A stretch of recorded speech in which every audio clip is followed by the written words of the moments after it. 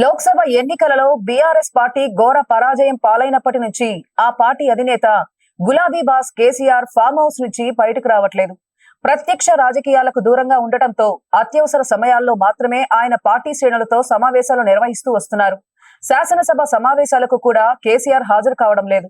దీంతో రాజకీయాలలో కేసీఆర్ టైం ముగిసిపోయిందని, ఇక కేటీఆర్ తోనే లెక్కలు తేల్చుకుంటారని ఇటీవలే సీఎం రేవంత్ రెడ్డి కూడా అన్నారు. దీనికి కేటీఆర్ కౌంటర్ ఇచ్చారు. కేసీఆర్ 2025లో మళ్లీ రాజకీయాల్లో చురుకుగా పాల్గొంటారని ఆ party BRS party working president హోదాలో కేటీఆర్ చెప్పారు. ఆస్క్ కేటీఆర్ పేరుతో ట్విట్టర్ లో నెటిజన్ల ప్రశ్నలకు కేటీఆర్ సమాధానాలు చెప్పారు. ఈ సందర్భంగా కేసీఆర్ గురించి పలువురు అడిగిన ప్రశ్నలకు కేటీఆర్ మాట్లాడుతూ, కేసీఆర్ పూర్తి ఆరోగ్యంగా ఉన్నారు. రాజకీయాలలో నేటికి ఆయనే మా అందరినీ గైడ్ చేస్తున్నారు. ఆయన సూచనలు సలహాల ప్రకారమే మేమందరం నడుచుకుంటున్నాము. కాంగ్రెస్ ప్రభుత్వానికి కాస్త సమయం ఇవ్వాలనే ఉద్దేశంతో ఆయన మౌనంగా ఉన్నారే కానీ ఆయన రాజకీయాలకు దూరంగా ఉండటానికి మరో కారణం లేదన్నారు.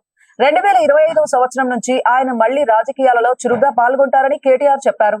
ఎన్నికలలో బీఆర్ఎస్ ఓటమి గురించి అడిగిన ప్రశ్నలకు కేటీఆర్ సమాధానం చెప్తూ, కేసీఆర్ ముఖ్యమంత్రిగా 10 ఏళ్ల పాలన చేసినప్పుడు సహజంగానే ప్రభుత్వం పట్ల ప్రజల్లో కొంత అసంతృప్తి ఏర్పడింది.